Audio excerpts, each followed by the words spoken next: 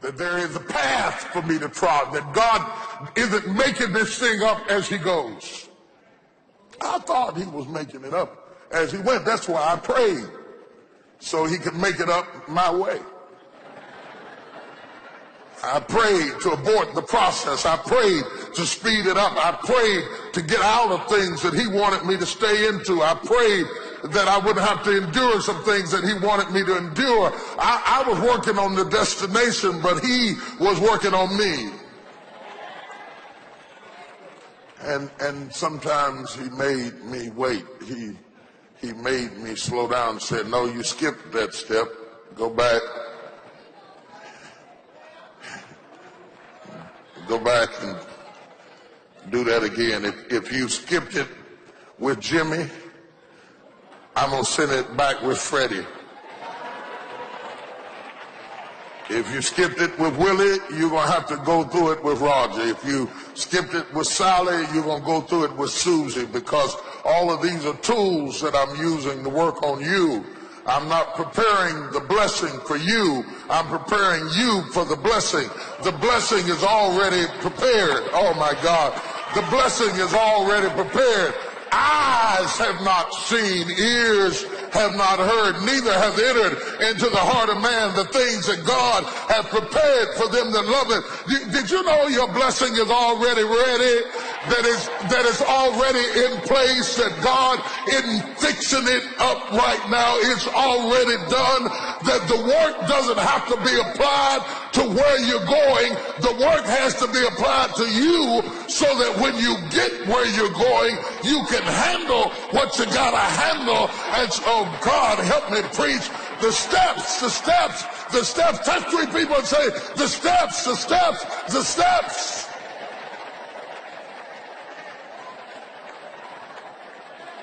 You wanted a good husband, but you wasn't a good wife.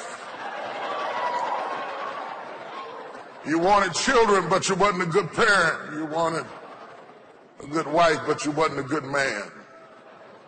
And anytime you get anything too soon, you will trip on the steps. And so God puts us in process and orders steps.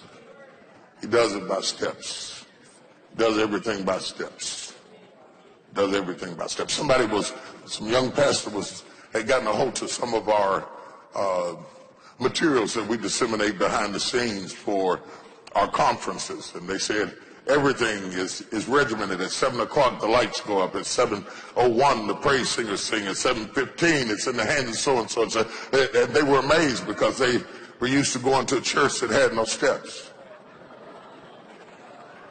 I explained to them, when you don't have much to manage, you can do it haphazardly.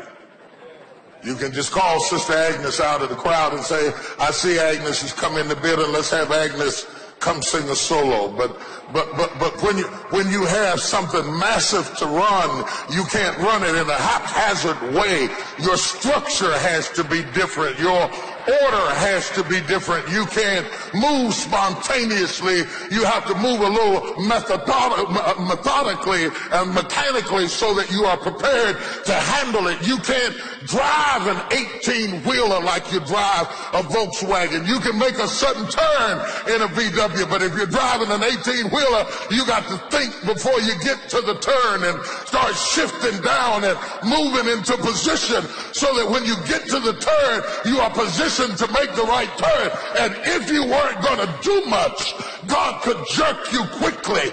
But to him whom much is given, much is required, and you have to go through the process to get everything lined up. Yes, you can handle it, but can your children handle it? Yes, you can handle it, but can your spouse handle it? Yes, you can handle it, but do you have the right friends for where you're trying to go? There has to be some adjustments on the steps before you get to the stage. You can't get to this stage without steps.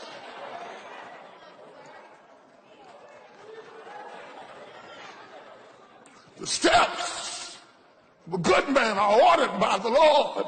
Even Jesus had steps. They tried to crown him too soon.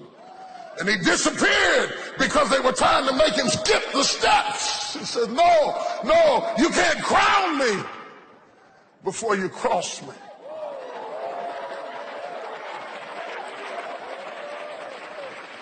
It is my cross that makes my crown.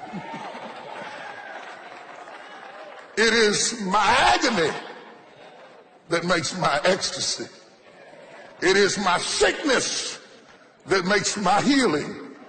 It is my poverty that illuminates my prosperity, makes me appreciate where I am. Oh, God, help me. Makes me appreciate where I am right now. You don't notice good health till you've been sick.